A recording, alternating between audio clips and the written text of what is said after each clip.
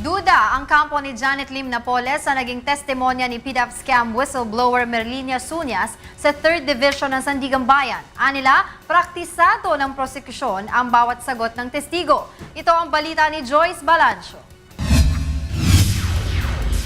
Sa pagpapatuloy ng bail hearing ni Janet Lim Napoles sa 3rd Division ng Sandigan Bayan, humarap ulit sa korte si PDAP scam witness Merlinia Suñas. Sa kalagitnaan ng kanyang direct examination, sinabi ni Suñas na madalas pumupunta sa opisina ng JLN Corporation ang itinuturong ahente para kay Senator Enrile na si Ruby Tuazon. Sumingit si Associate Justice Samuel Martires at tinanong kung paano nalaman ni Suñas na si Tuazon nga ang kumukuha ng pera para kay Senator Enrile. Ayon sa PDAP witness, ipinapahatid ni Napoles si Tuazon kina Ben Hurluy hanggang kotse nito, bit-bit ang kanyang bahagi sa pera at para kay Senator Enrile. Itinanong ng mga maestrado kung personal niyang nakita ang paghatid kay Tuazon hanggang kotse. Ang sagot ng testigo, hanggang elevator lang niya ito nakita base sa CCTV video ng kanilang opisina.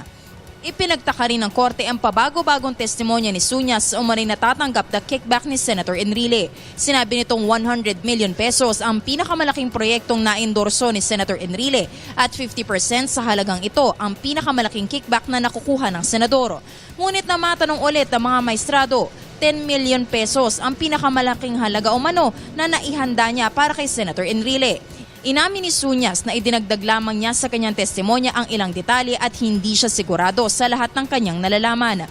Ayon naman sa kampo ni Napoles, questionable ang kredibilidad ni Suñas bilang testigo. Di ba nakita mo yung testimony niya ngayon, umaayon na doon sa testimony ni Benhur? Nung nagsalita siya kay Bong Revilla na case, wala naman siyang ganyang mga sinasabi. Pagkatapos magsalita ni Bong, ganyan na yung line of testimony niya.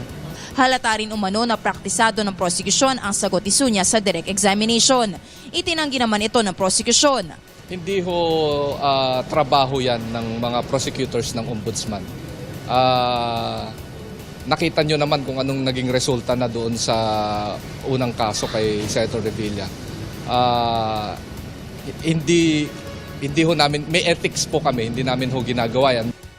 Sinabi pa ng prosekusyon na humahawak ng kaso ni Senator Enrile, hindi ito nakakaapekto sa kredibilidad ni Suñas bilang testigo. Naipaliwanag naman niya yon, no? Kasi sinabi niya na base doon sa utos ni Janet Lim Napoles na nasamahan si Ruby Tuazon doon sa kotse dahil daladalangan niya yung pera para kay Enrile.